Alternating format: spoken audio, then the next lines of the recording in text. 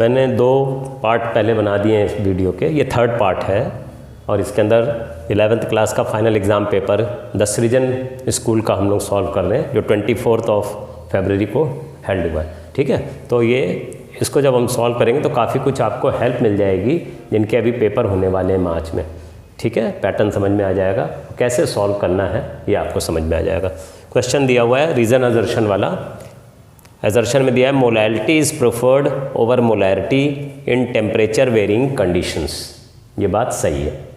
फिर दूसरा रीज़न क्या कह रहा है, molality does not change with temperature. ये भी बात ठीक है और यह इसका एक्सप्लेनेशन है। कैसे है वो हम देखते हैं। मोलैलिटी स्मॉल m से रिप्रेजेंट करते हैं, ठीक है, और मोलैलिटी में फॉर्मूला जो रखता है WB/MB इंटू 1000/WA। तो सब मासेस हैं, तो masses do not depend on temperature.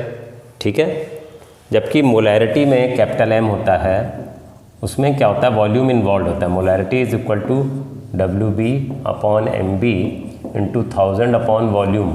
Volume temperature dependent है, ये टेम्परेचर डिपेंडेंट है। टेम्परेचर ज़्यादा करोगे वॉल्यूम बढ़ जाएगी, टेम्परेचर कम करोगे वॉल्यूम घट जाएगी। इसलिए molarity will change with change in temperature, पर मोलैरिटी चेंज नहीं होती। तो पहला वाला पॉइंट बिल्कुल ठीक है और दूसरा वाला, क्योंकि molality does not change with temperature. Molality में टेम्परेचर से चेंज नहीं आता है क्योंकि उसके अंदर सारे मासेस इन्वॉल्व हैं, नॉट वॉल्यूम। तो ये हम कहेंगे कि ए भी असर्शन भी सही है, रीज़न भी सही है और यही इसका एक्सप्लेनेशन है। तो हम लोग के जो 4 चॉइसेस होते हैं ABCD, उनमें से आंसर ए आ जाएगा। ठीक है, इसको हटाता हूँ, नेक्स्ट क्वेश्चन लेता हूँ। ओके स्टूडेंट्स, नेक्स्ट क्वेश्चन देखते हैं। ये क्वेश्चन नंबर 13 हो गया। इसके अंदर असर्शन है chromium is placed in 6th group and 4th period of the periodic table. ये बात ठीक है। फिर chromium has outer electronic configuration 3d5 4s1। ये भी सही है, बट ये इसका एक्सप्लेनेशन नहीं है। अब कैसे हम देखते हैं, फर्स्ट पार्ट कैसे असर्शन सही है। क्रोमियम का atomic number 24, 1s 2s 2p 3s 3p 4s 3d 2 2 6 2 6 2 4 है। ठीक है, तो आउटर मोस्ट शेल में मतलब है 3d में इलेक्ट्रॉन 4 गिर रहे हैं b में और 4s में 2 गिरे हुए हैं। तो ग्रुप हम कैसे निकालते हैं और पीरियड कैसे निकालते हैं। Period is equal to maximum value of n क्या है, प्रिंसिपल क्वांटम नंबर। तो मैक्सिमम वैल्यू n की 4 है, तो 4th पीरियड हुआ। ठीक है, और ग्रुप जो होता है जब लास्ट इलेक्ट्रॉन d में गिरता है, भरते समय जब लास्ट इलेक्ट्रॉन d में गिरता है तो हम उसमें number of electrons in d+2, तो ये हो जाएगा 6th ग्रुप हो जाएगा। तो ये बात सही है कि क्रोमियम जो है 6th ग्रुप में है और 4th पीरियड में, ये बात ठीक है। अब ये कह रहा है chromium has outer electronic configuration 3d5 4s1। Actually chromium को भरते समय तो ऐसे भरेंगे, बट इसकी एक्सेप्शनल कॉन्फ़िगरेशन है। तो क्रोमियम में होता क्या है कि एक इलेक्ट्रॉन यहाँ से इसमें चला जाएगा 3d5, ताकि वो हाफ फिल्ड हो जाएगा तो मोर स्टेबल। तो एक्चुअल में 1s2 2s2 2p6 3s2 3p6 3d5 4s1 ऐसे लिखा जाता है, क्योंकि half filled and fully filled orbitals are more stable. इसमें 4s में से एक इलेक्ट्रॉन इसमें चला गया तो ये हाफ फिल्ड हो गया, तो ज़्यादा स्टेबल हो गया। तो इसीलिए कहते हैं कि क्रोमियम की कॉन्फ़िगरेशन एक्सेप्शनल है, उसका एक 4s का इलेक्ट्रॉन 3d5 में चला जाता है। तो ये दोनों बातें, ये भी सही है, ये भी सही है। ठीक है, अब ये 6th ग्रुप का एलिमेंट है, 4th पीरियड में है, वो इससे एक्सप्लेन नहीं होगा। तो A and B both are correct, but this is not the explanation. ठीक है, तो इसकी चॉइस B होता है आंसर, तो वो उसके हिसाब से कर लेंगे। बट आपको पता चल गया असर्शन भी सही है और रीज़न भी सही है। ठीक है, इसको हटाता हूँ, नेक्स्ट क्वेश्चन देखता हूँ। ओके स्टूडेंट्स, नेक्स्ट क्वेश्चन है कि standard enthalpies of formation of water is zero. ये बात गलत है। स्टैंडर्ड एंथैल्पीज ऑफ फॉर्मेशन जो एलिमेंट्स की होती है वो जीरो होती है, ना कि कंपाउंड की। वाटर इज़ ए कंपाउंड, इसकी एंथैल्पी ऑफ फॉर्मेशन जीरो नहीं है, ये बात गलत है। दूसरी बात कह रहा है standard enthalpies of formation of all elements in their naturally occurring form are zero. ये वाली बात सही है। तो असर्शन गलत है और रीज़न ठीक है। ठीक है, उसके हिसाब से हम लोग चॉइस देख लेंगे, जो सब चॉइस सही वो भर देंगे। ठीक है, इसमें assertion is wrong because elements की जीरो होती है standard enthalpy of formation, not की compound. Water is a compound, इसकी standard enthalpy of formation zero नहीं होगी, और ये वाली बात सही है, ये एलिमेंट्स की जीरो होती है। ठीक है, assertion is wrong, reason is correct. 14th का और पार्ट देते हैं, और पार्ट है 14th का क्वेश्चन असर्शन में। Standard enthalpy of combustion of hydrocarbon is positive, ये बात गलत है। कंबस्चन जब किसी भी हाइड्रोकार्बन का करोगे तो उसमें हीट निकलती है, एक्सोथर्मिक है, तो delta H and standard enthalpy of combustion negative होनी चाहिए, हीट निकलेगी तो नेगेटिव होगी, तो ये बात गलत है। Hydrocarbons are used as good fuels, हाँ ये बात सही है, क्योंकि हाइड्रोकार्बन्स को जब जलाते हैं तो बहुत हीट निकलती है, तो दे आर गुड फ्यूल्स, तो उनको यूज़ किया जाता है एज ए फ्यूल। ठीक है, तो ये हम कहेंगे कि assertion is wrong but reason is correct. ठीक है, इसमें डी आंसर हो जाएगा, हटाते हैं।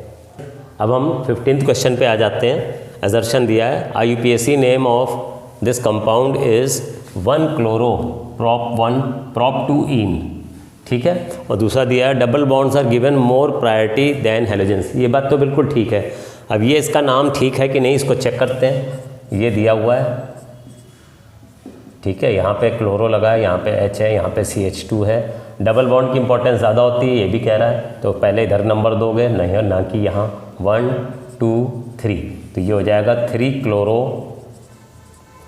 prop 1 ene, ये नाम होना चाहिए। ठीक है, क्योंकि डबल बॉन्ड की इंपॉर्टेंस ज़्यादा है, क्लोरो की इंपॉर्टेंस कम है, तो ये नाम होना चाहिए, बट ये नाम नहीं दिया है, तो इसके मतलब है ये assertion is wrong but reason is correct. ठीक है, उसके हिसाब से चॉइस डी आ जाएगी। इसको हटाते हैं, नेक्स्ट क्वेश्चन देखते हैं।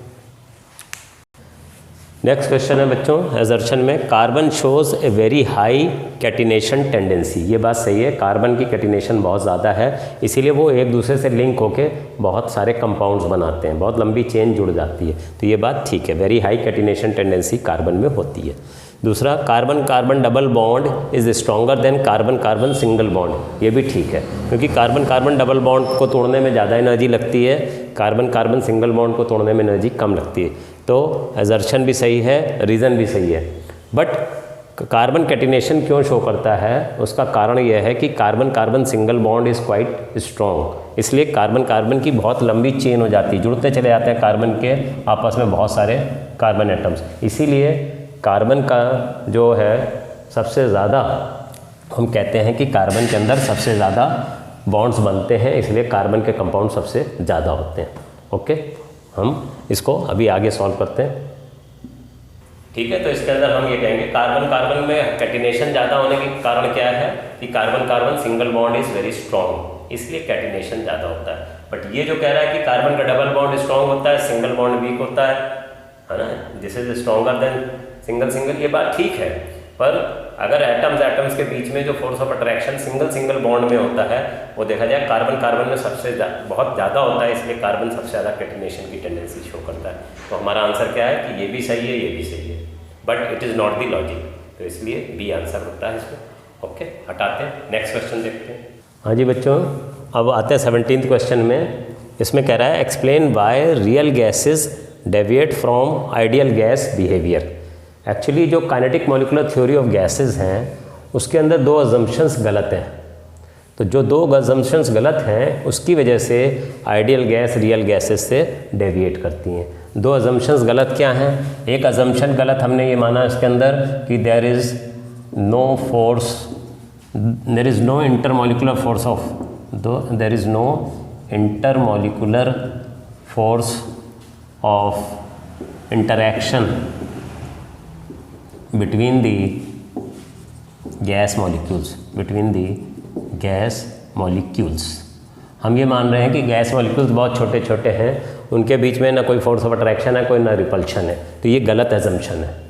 और नंबर 2 जो एजम्पशन गलत वाला है उसमें ये है कि the actual volume of gas molecules is negligible as compared to the total volume of the container in which the gas is contained। ठीक है। जैसे इस कमरे की गैस है, अगर उसके हर मॉलिक्यूल को हम पकड़ के किसी कंटेनर में रखेंगे तो बहुत छोटे से कंटेनर में आ जाएगा, और इस कमरे का वॉल्यूम बहुत ज़्यादा है उसके कंपैरिजन में। तो इन्होंने कहा सेकंड वाली पॉइंट जो गलत है वो कि जो गैस मॉलिक्यूल्स की एक्चुअल वॉल्यूम है वो जिस कंटेनर के अंदर गैस प्रेजेंट है उसके वॉल्यूम के से अगर कंपेयर करेंगे तो नेग्लिजिबल है। तो ये दोनों अजम्पशंस फॉल्टी होने की वजह से real gases deviate from ideal gas behaviour. ठीक है, हटाते हैं इसको, नेक्स्ट क्वेश्चन देखते हैं। ओके बच्चों, 17th का बी पार्ट है, critical temperature of methane and carbon dioxide are this and this respectively, which of these has stronger intermolecular forces and why. Actually जो critical temperature is the temperature above which a gas cannot be liquefied even when high pressure is applied. जैसे carbon dioxide का critical temperature जो है, critical temperature इसका जो है 31.1 degree है, और मीथेन का जो क्रिटिकल टेम्परेचर है वो -81.9 डिग्री है। इसका मतलब क्या है कि जिसका क्रिटिकल टेम्परेचर ज़्यादा होता है उसमें इंटरमोलिकुलर फोर्सेस ऑफ अट्रैक्शन ज़्यादा होते हैं, उसको ईजिली लिक्विफाई किया जा सकता है।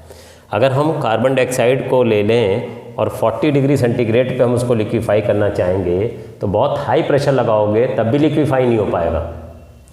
ठीक है, अब इसका मतलब क्या है कि क्रिटिकल टेम्परेचर के से नीचे होना चाहिए या क्रिटिकल टेम्परेचर होगा तो ही किसी गैस के ऊपर हाई प्रेशर दोगे, जो प्रेशर उसको चाहिए तो वो क्रिटिकल प्रेशर कहलाता है, तो उस पर वो लिक्विफाई हो जाएगा। बट किसी गैस को उसका जो क्रिटिकल टेम्परेचर है उसके हायर टेम्परेचर पे लेओगे और प्रेशर लगाओगे तो वो लिक्विफाई नहीं होगी। तो critical temperature is the temperature above which a gas cannot be liquefied even when high pressure is applied. अब हमने बताया आपको कि दो गैसेस में जिसका क्रिटिकल टेम्परेचर ज़्यादा होगा उसको आसानी से लिक्विफाई कर सकते हैं, ये वाली गैस को मुश्किल से लिक्विफाई होगा क्योंकि इसका क्रिटिकल टेम्परेचर लो है। तो अब ये कह रहा है कि which of this has intermolecular forces high and why. तो जिसका क्रिटिकल टेम्परेचर ज़्यादा है उसके बीच में इंटरमोलिकुलर फोर्सेज ऑफ अट्रैक्शन ज़्यादा होते हैं, इसलिए वो आसानी से लिक्विफाई हो। तो इसके अंदर हम कहेंगे CO2 का में इंटरमोलिकुलर फोर्सेज ऑफ अट्रैक्शन ज़्यादा हैं, जो जिस गैस में इंटरमोलिकुलर फोर्सेज ऑफ अट्रैक्शन ज़्यादा होते हैं वो आसानी से लिक्विफाई होती है। ठीक है, इसीलिए आपको ध्यान क्या रखना है कि क्रिटिकल टेम्परेचर अगर ज़्यादा है तो वो गैस में फोर्स ऑफ अट्रैक्शन ज़्यादा है, वो आसानी से लिक्विफाई हो सकती है।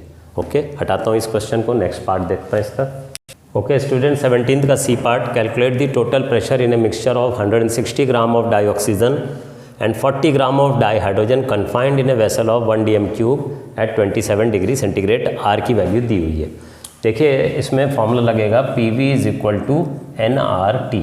n नंबर ऑफ मोल्स होते हैं, वॉल्यूम होता है R और टेम्परेचर सब दिया हुआ है, हमें प्रेशर निकालना है। नंबर ऑफ मोल्स हम पहले निकाल लेते हैं। Number of moles of O2, mass of O2 upon molar mass, 160 gram O2 दिया है और O2 जो होता है 16 टू द 32 ग्राम होता है, इसको 5 टाइम्स चला जाएगा। और हाइड्रोजन के नंबर ऑफ मोल्स निकाल लेते हैं, mass upon molar mass. Hydrogen का मास कितना दिया है 40 और H2 का मास कितना होता है 2, तो यहाँ से 2 से डिवाइड दिया तो 20। तो नंबर ऑफ मोल्स में 20 एंड 5 को जोड़ देंगे तो pressure is equal to N upon VRT। N की जगह 20 + 5 ले लेते हैं, R हमें दिया हुआ है 0.083। ठीक है, और टेम्परेचर हमें केल्विन में लेना है, ये बहुत इंपॉर्टेंट है। 27 डिग्री सेंटीग्रेड है, 273 ऐड कर दो तो 300 केल्विन हो जाएगा टेम्परेचर, डिग्री सेंटीग्रेड की जगह केल्विन में आ गया। और वॉल्यूम 1 dm क्यूब है तो 1 लीटर के बराबर होता है, ये याद रखना है। 1 dm cube is equal to 1 litre, क्योंकि लीटर कह रहा है तो वही बात है। ठीक है, तो इसको जब आप सॉल्व करोगे तो 622.5 बार आ जाएगा, मैंने सॉल्व किया हुआ है तो ये आंसर आ जाएगा। आप उतार भी सकते हो डायरेक्ट। देख लीजिए फॉर्मूला हमने लगाया, पहले नंबर ऑफ़ मोल्स दोनों के निकाल लिए। ठीक है, नंबर ऑफ़ मोल्स निकालने के बाद फॉर्मूले के अंदर रख दिया। वॉल्यूम आपने किस में दिया हुआ था, dm क्यूब में, तो वो 1 dm क्यूब 1 लीटर के बराबर ही होता है। तो इसके हिसाब से सब चीज़ें हमने वैल्यूज़ रख दी और आंसर निकल आएगा। कैलकुलेट कर लीजिए, ये आ जाएगा। ओके, हटाते हैं इसको 17th को, 18th क्वेश्चन देखते हैं। ओके स्टूडेंट्स, 18th क्वेश्चन है, right IUPAC names of the products obtained by addition reactions of HBr to pent1ene। pent1ene first part कर रहे हैं। pent1ene स्केलेटन बना के मैं समझा रहा हूँ, ये pent1ene है। अब इसको HBr दे रहे हो, ठीक है, फर्स्ट पार्ट में इन द एब्सेंस ऑफ पेरोक्साइड कुछ भी नहीं दे रहे तो मार्कोनिकॉव्स रूल लगेगा, मार्कोनिकॉव्स रूल, ठीक है। HBr अगर ऐड कर रहे हो किसी को एल्कीन को तो नेगेटिव वहाँ जाएगा जहाँ कम हाइड्रोजन है और बचा हुआ हाइड्रोजन वहाँ जाएगा जहाँ ज़्यादा हाइड्रोजन है, ठीक है।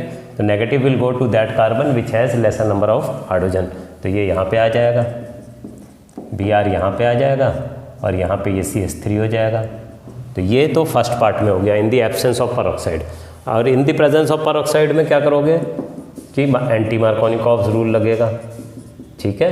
एंटी मार्कोनिकॉव में क्या होगा, पेरोक्साइड के प्रेजेंस में अलग कंपाउंड बनेगा, पेरोक्साइड जब दे दोगे ऑर्गेनिक पेरोक्साइड तो उसमें क्या होगा, Br वहाँ जाएगा जहाँ ज़्यादा हाइड्रोजन है अकॉर्डिंग टू एंटी मार्कोनिकॉव्स, ठीक है।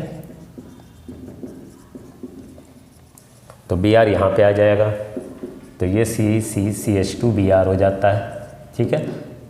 दोनों में अलग अलग प्रोडक्ट्स बनने का कारण क्या है कि दोनों की मैकेनिज़्म अलग है। इसमें नेगेटिव का चार्ज इधर जाता है, ये नेगेटिव हो जाता है, ये पॉजिटिव हो जाता है, एक एनायन बन जाता है, एक कैटायन बनता है, फिर नेगेटिव पॉजिटिव पे जाएगा, पॉजिटिव वाला नेगेटिव पे आ जाता है। इसके अंदर फ्री रेडिकल मैकेनिज़्म होता है। फ्री रेडिकल मैकेनिज़्म में सेकेंडरी फ्री रेडिकल ज़्यादा स्टेबल होता है, तो Br यहाँ लग जाता है ताकि ज़्यादा स्टेबल सेकेंडरी फ्री रेडिकल बने, तो फिर H फ्री रेडिकल यहाँ आके लग जाता है। तो ये आपको याद करना होगा, ठीक है। मार्कोनिकॉव एंटी मार्कोनिकॉव के ऊपर बेस था क्वेश्चन ये, तो सॉल्व हो गया। ओके, हटाते हैं, नेक्स्ट क्वेश्चन देखते हैं।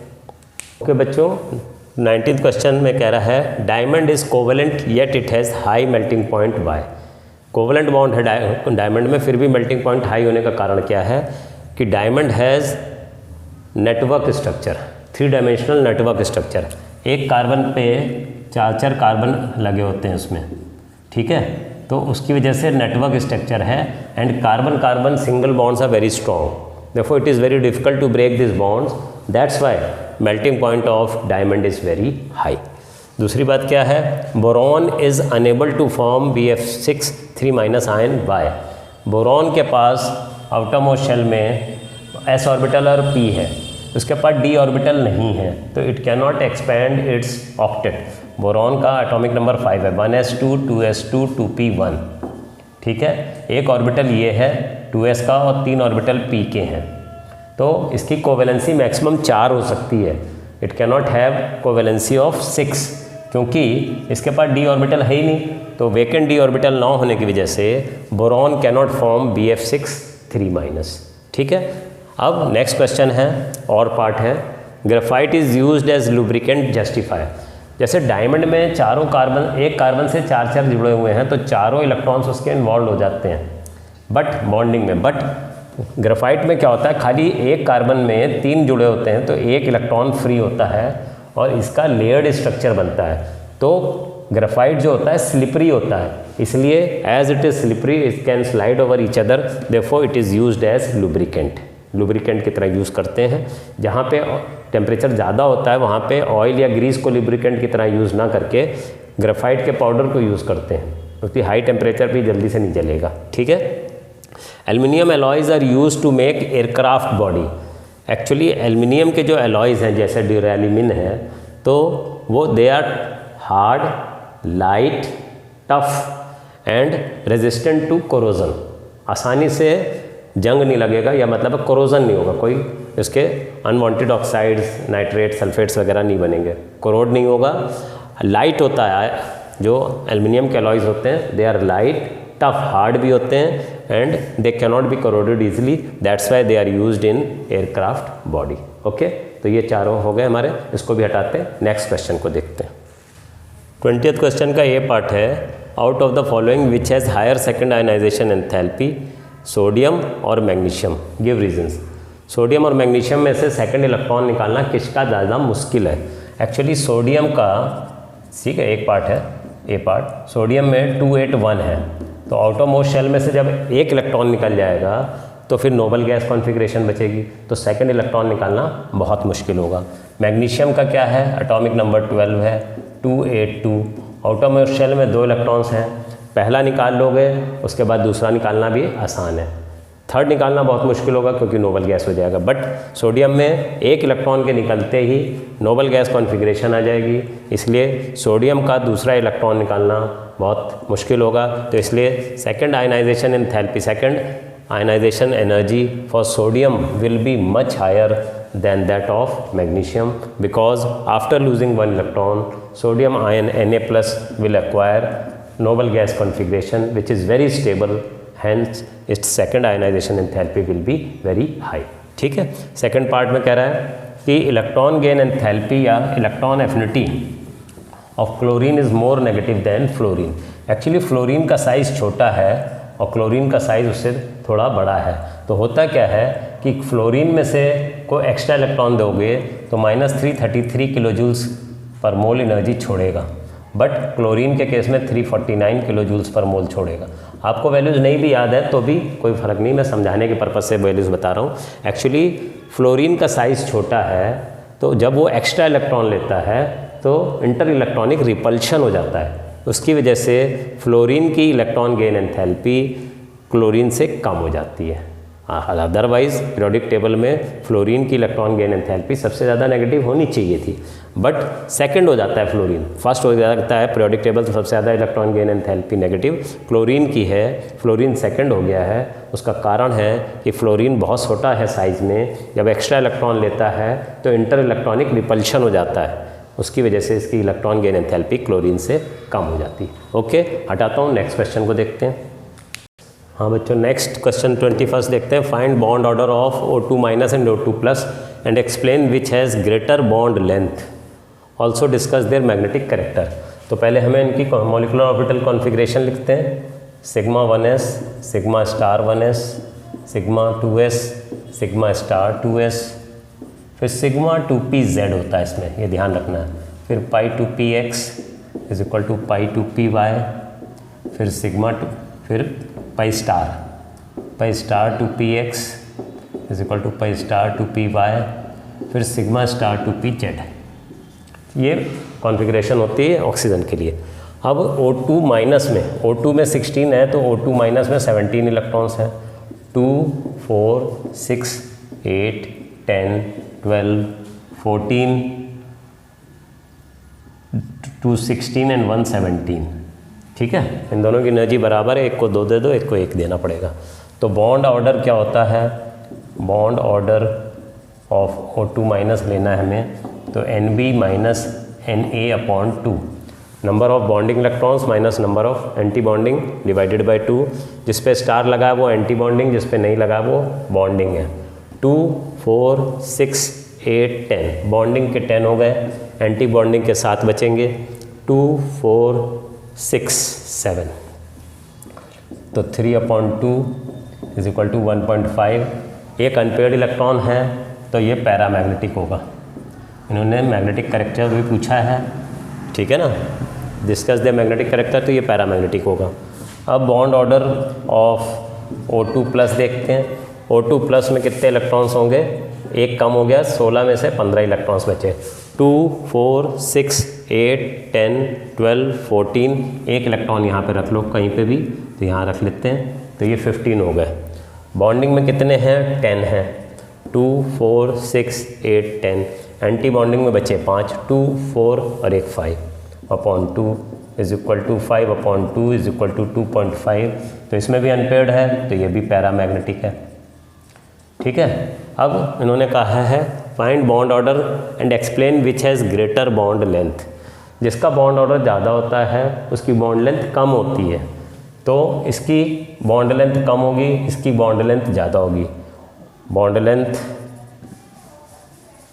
O2- की will be more than O2। ठीक है, find bond order, bond order हमने निकाल दिया, एक का 1.5 है, एक का 2.5 है। विच हैज़ ग्रेटर बॉन्ड लेंथ, जिसका बॉन्ड ऑर्डर ज़्यादा होता है उसकी बॉन्ड लेंथ कम होती है, और जिसकी कम होती है उसकी ज़्यादा। Bond order is inversely proportional to bond length, ये बात ध्यान रखनी है। तो जिसका बॉन्ड ऑर्डर ज़्यादा है उसकी बॉन्ड लेंथ कम है। ठीक है, ये ध्यान रखना है। मैग्नेटिक कैरेक्टर, एक भी अनपेयर्ड है तो पैरामैग्नेटिक, सारे पेयर्ड होते हैं तो डायमैग्नेटिक। तो ये क्वेश्चन भी हो गया, हटाते हैं, नेक्स्ट क्वेश्चन पे आते हैं। क्वेश्चन दिया है what do you understand by electron deficient, electron precise, electron rich compounds of hydrogen, provide justification with suitable example. Actual में जो हाइड्रोजन के अगर 14th ग्रुप के साथ कार्बन, सिलिकॉन, जर्मेनियम वाली फैमिली के साथ अगर हाइड्राइड्स बनेंगे तो वो प्रिसाइज बनते हैं, क्योंकि कार्बन के पास 4 इलेक्ट्रॉन हैं और 4 इलेक्ट्रॉन हाइड्रोजन के हो गए तो CH4 बन गया, तो ये इलेक्ट्रॉन प्रिसाइज है। इलेक्ट्रॉन प्रिसाइज कौन होंगे? जिनके अंदर आउटरमोस्ट शेल में टोटल 8 इलेक्ट्रॉन्स होने चाहिए, वो हैं, ऑक्टेट पूरा है। तो 14th ग्रुप के साथ जब हाइड्रोजन रिएक्ट करता है तो इलेक्ट्रॉन प्रिसाइज आपके हाइड्राइड्स बनेंगे, ठीक है। इलेक्ट्रॉन डेफिशिएंट कब बनेंगे? जब 14th से कम वाले से रिएक्ट करेगा। 13th में जैसे बोरॉन, एल्युमिनियम, गैलियम है, तो बोरॉन के साथ अगर हाइड्रोजन रिएक्ट करेगा, बोरॉन में 3 इलेक्ट्रॉन्स हैं, 3 हाइड्रोजन आ गए तो 6 ही रहे, it is lesser than octet, 8 से कम है, तो इसको हम कहेंगे इलेक्ट्रॉन डेफिशिएंट। तो जैसे BH3 बनेगा अगर, तो it is electron deficient, electron deficient hydride है, ठीक है।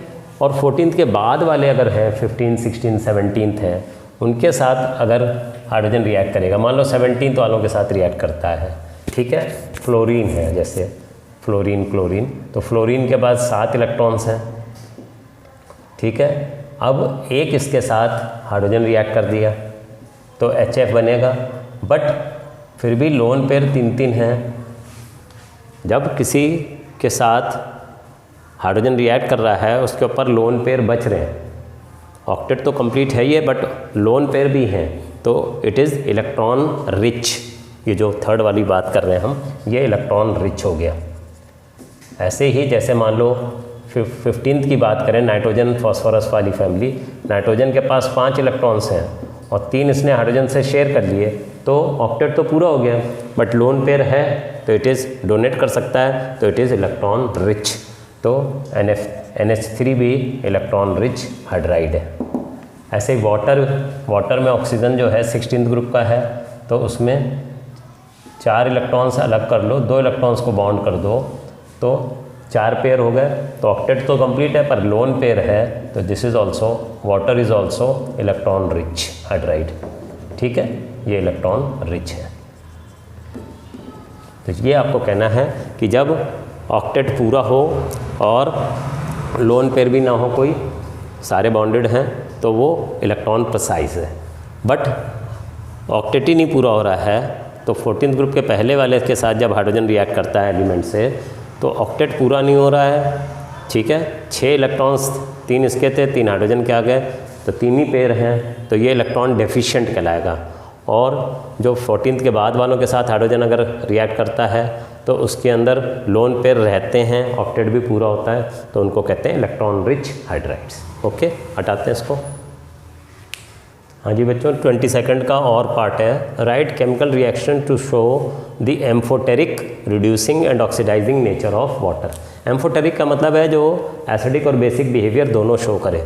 तो वाटर को अगर हम HCl से रिएक्ट कराते हैं तो H3O प्लस Cl माइनस बनेगा, ये एसिड है, तो water is behaving like a base, तो ये बेस की तरह बिहेव कर रहा है वाटर, ठीक है। वाटर को अगर हम अमोनिया के साथ बिहेव कराएं, रिएक्ट कराएं, ठीक है, तो क्या होगा, यहाँ पे बन जाएगा H3O प्लस, इसका H इस पे चला जाएगा, सॉरी OH माइनस रह जाएगा, OH minus plus NH4 positive, ठीक है। तो यहाँ पे ये क्या है, बेस की तरह बिहेव कर रहा है, and water is behaving like acid, ठीक है।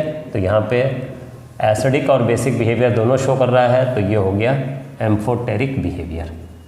इसको हम क्या कहेंगे, एम्फोटेरिक बिहेवियर हो गया वाटर का, ठीक है। अब हमको ऑक्सीडाइजिंग नेचर और रिड्यूसिंग नेचर दिखाना है। वाटर जो है, ठीक है, किसके साथ ऑक्सीडाइजिंग बिहेवियर दिखाएगा, किसके साथ बेसिक बिहेवियर रिड्यूसिंग दिखाएगा। जैसे Na के साथ रिएक्ट करा दो तो ये NaOH प्लस H2 बनता है, ठीक है। तो हुआ क्या, यहाँ पे Na 0 से +1 चला गया, ठीक है, और यहाँ हाइड्रोजन यहाँ पे +1 था, ये 0 हो गया, तो किसका, सोडियम का ऑक्सीडेशन हो गया, हाइड्रोजन का क्या हो गया, रिडक्शन हो गया, तो जिसका रिडक्शन होता है वो ऑक्सीडाइजिंग एजेंट होता है। तो ऑक्सीडाइजिंग नेचर वाटर का, यहाँ पे ऑक्सीडाइजिंग नेचर दिख रहा है, ठीक है। वाटर अगर सोडियम के साथ रिएक्ट करेगा तो NaOH और हाइड्रोजन बनेगा, वो बैलेंस कर लेंगे, उसमें तो कोई बात ही नहीं। तो ये NaOH और हाइड्रोजन बना, हाइड्रोजन +1 से 0 चला गया तो इसका रिडक्शन हो गया। जिसका रिडक्शन होता है वो ऑक्सीडाइजिंग एजेंट होता है, तो वाटर का यहाँ ऑक्सीडाइजिंग नेचर दिख रहा है, ठीक है। और अगर वाटर को हम रिएक्ट कराएं फ्लोरीन के साथ तो HF बनेगा और O2 बनेगा। तो हाइड्रोजन का यहाँ पे +1 है, यहाँ भी +1 है, कोई बात ही नहीं। ऑक्सीजन का -2 था, यहाँ पे 0 हो गया, तो ऑक्सीजन का क्या हो गया, ऑक्सीडेशन हो गया। फ्लोरीन 0 था, -1 पे पहुँच गया, इसका रिडक्शन हो गया। तो मेन हमें वाटर का देना है, वाटर का क्या हुआ है, ऑक्सीडेशन। तो यहाँ ये किसकी तरह काम कर रहा है, रिड्यूसिंग एजेंट, ठीक है। वाटर जब फ्लोरीन से रिएक्ट कर रहा है तो it is acting as reducing agent. Water जब सोडियम से रिएक्ट कर रहा है तो it is acting as oxidising agent. Water जब एसिड से रिएक्ट कर रहा है HCl से तो बेसिक नेचर दिखा रहा है। जब बेस से रिएक्ट कर रहा है तो एसिडिक नेचर दिखा रहा है। तो ये दोनों से पता चलेगा कि एम्फोटेरिक बिहेवियर दिखा रहा है यहाँ पे, और यहाँ पे ऑक्सीडाइजिंग और रिड्यूसिंग। तो यही हमसे पूछा गया था केमिकल रिएक्शन से शो करना है, तो ये हमने दिखा दिया आपको। ओके बच्चों, हटाते हैं इसको। हाँ जी student, 23rd question, write the net ionic equation for the reaction of potassium dichromate K2Cr2O7 with sodium sulfite Na2SO3 in acid solution to give chromium ion and the sulfate ion। Ionic equation लिखनी है, ठीक है। तो आयनिक equation में क्या करेंगे, potassium को हटा दें तो Cr2O7 2- हो जाएगा, और ये किस में चेंज हो रहा है, क्रोमियम में, it is going into Cr3+, ठीक है। और दूसरा कह रहा है सोडियम सल्फाइड में से सोडियम हटा दो, सल्फाइड को ले लो और वो सल्फेट बन जाता है। तो हम ये भी दिखा सकते हैं, यहीं पे दिखा देते हैं चाहे, कि सल्फाइड SO3 2- पार्ट ले लेते हैं, will change into, acidic medium में कह रहा है, विल चेंज इनटू, ये क्रोमियम पे चला जाता है और ये सल्फेट पे चला जाता है। एक्चुअली आयनिक इक्वेशन इसलिए लेते हैं क्योंकि पोटेशियम और सोडियम की ऑक्सीडेशन स्टेट में कोई ना चेंज आना नहीं है, ना रिडक्शन होना है ना ऑक्सीडेशन। चेंज केवल क्रोमियम और सल्फाइड में हो रहा है, सल्फ़र के में होगा। तो इसलिए इनकी आयनिक इक्वेशन ले ली, 2+ हटा दिया तो 2- आ गया, इसका सोडियम का 2+ हटा दिया तो -2 आ गया। क्रोमियम कहता है +3 में चला जाता है, क्रोमेट आयन बन जाता है, क्रोमियम आयन बन जाता है, और ये सल्फेट आयन बन जाता है। अब इसको हम बैलेंस करते हैं, क्रोमियम यहाँ पे 2 हैं तो हम यहाँ पे 2 ले लेते हैं, ठीक है। सल्फ़र, अब इसमें हम क्या करते हैं कि पहले ऑक्सीडेशन स्टेट निकाल लेते हैं, इसके अंदर इसको अभी बैलेंस ना करके पहले ऑक्सीडेशन स्टेट निकाल लें। इसका 2x + 7 × -2 = -2, तो 2x = 12, x = +6 आ गया इसका, और +6 से +3 में जा रहा है, तो इसका रिडक्शन हो रहा है, एक का रिडक्शन 3 से हो रहा है, तो 2 हैं तो रिडक्शन बाई 6 है, 2 × 3।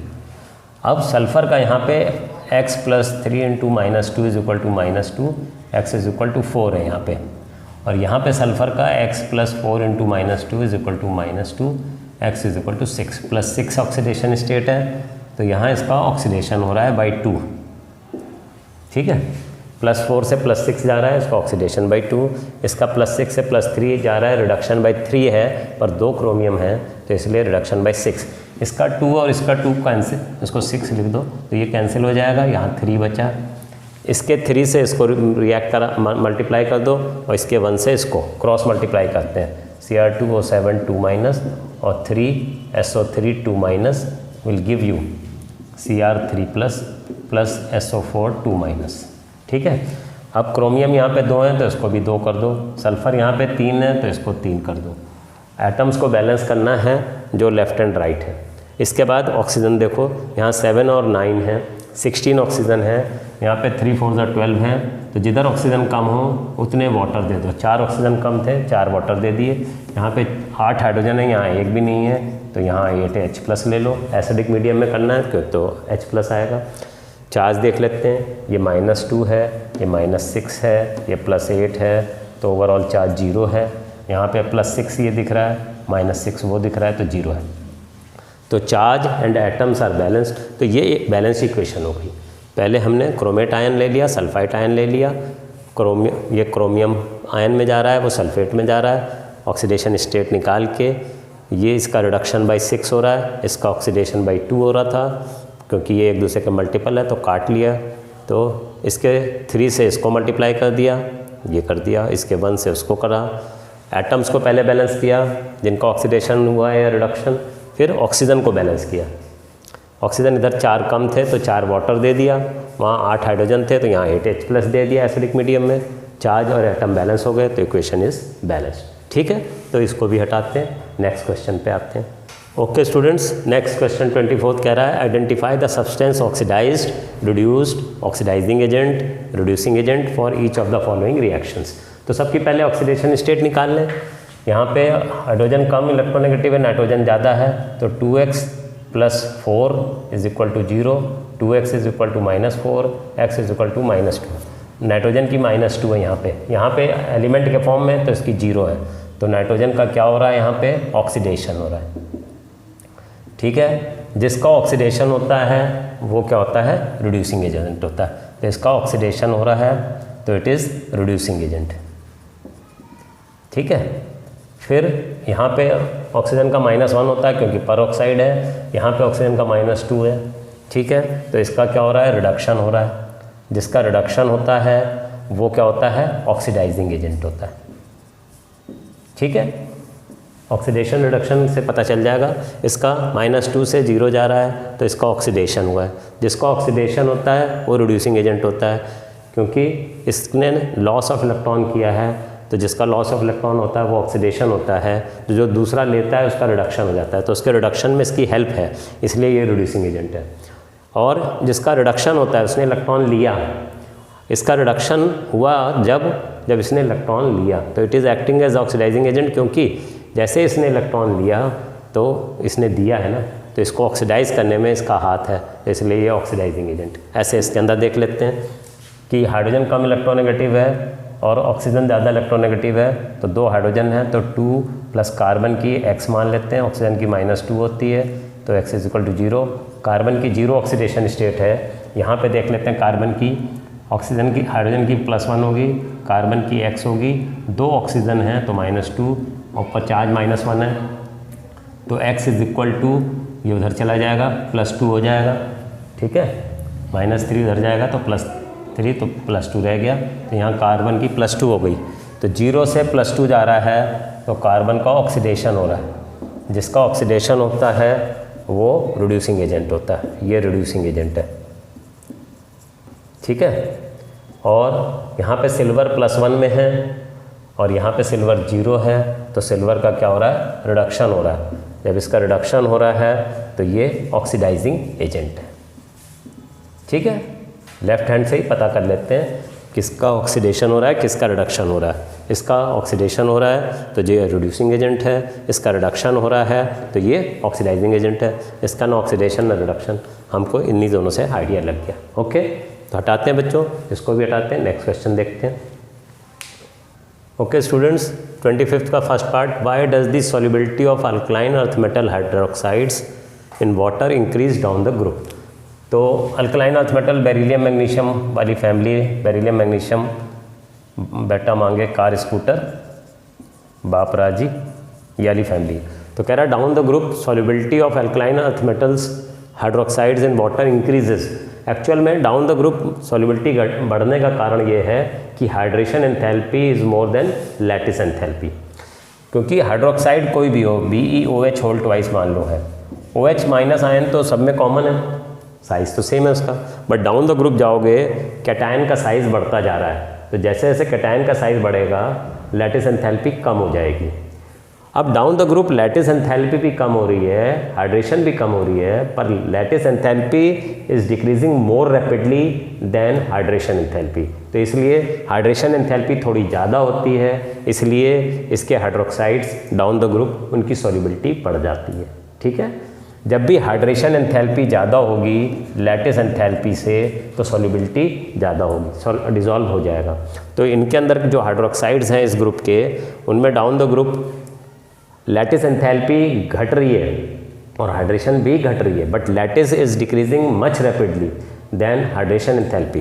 तो इसलिए हाइड्रेशन एंथैल्पी ज़्यादा रहती है, लैटिस एंथैल्पी कम रहती है, इसलिए इसके हाइड्रोक्साइड्स ईजिली डिज़ोल्व हो जाते हैं।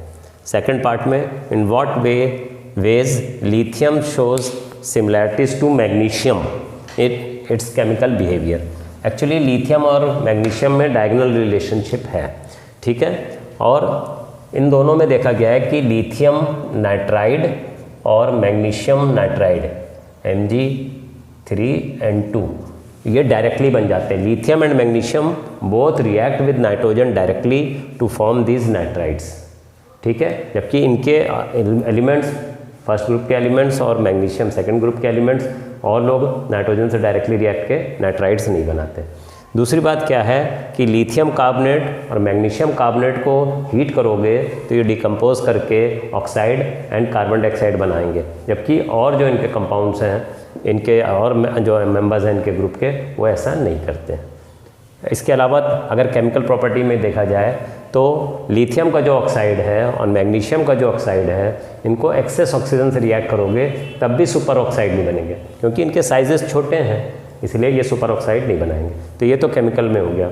अगर फिजिकल में देखा जाए तो लिथियम का जो क्लोराइड है और मैग्नीशियम का जो क्लोराइड है, दोनों डेलिक्विसेंट है, वाटर को एब्जॉर्ब करते हैं एटमॉस्फेयर में से, एंड दोनों ही हाइड्रेटेड क्लोराइड्स बनाते हैं। LiCl.2H2O बनाता है ये, और ये MgCl2.8H2O बनाता है। और दोनों के जो क्लोराइड्स हैं they are soluble in ethanol, क्योंकि ये थोड़ा कोवेलेंट कैरेक्टर भी दिखाते हैं। तो ये सब सिमिलरिटीज़ हैं इनकी लिथियम एंड मैग्नीशियम की because of their diagonal relationship. Okay बच्चों, तो यहीं तक आज रखते हैं। 25 क्वेश्चंस तक मैंने आपको इस वीडियो में बना दिए हैं, ठीक है। तो और जो पार्ट 1 एंड 2 हैं उनकी आपको उनकी डिस्क्रिप्शन बॉक्स में लिंक मिल जाएगी, तो आप वो भी क्वेश्चंस कर सकते हैं। तो सैम्पल पेपर या इस तरह के पेपर सॉल्व करने से बेनिफिट सबसे ज़्यादा ये होता है कि हमें आइडिया लग जाता है कि क्वेश्चंस को किस पैटर्न में पूछा जा सकता है, और इससे ये भी बेनिफिट मिल रहा है हमें कि ये सब चीज़ें क्लियर हो रही हैं कि ज़्यादातर जो क्वेश्चंस हैं किसी भी स्कूल में आ रहे हैं, they are based on NCERT questions and concepts. तो NCERT को अच्छी तरह से लगाई जाए और उनके क्वेश्चंस को जितने ज़्यादा क्वेश्चंस करेंगे उतने कॉन्सेप्ट ज़्यादा जल्दी याद होंगे और क्लियर होंगे। ओके बच्चों, तो यहीं तक रखते हैं। Thank you to all of you. Okay, मेरी वीडियोस को लाइक करिए और सब्सक्राइब भी करिए हमारे चैनल को केमिस्ट्री बाय SK अग्रवाल, और जब और फ्रेंड्स को भी शेयर करेंगे तो उनका भी बेनिफिट होगा। Thank you students.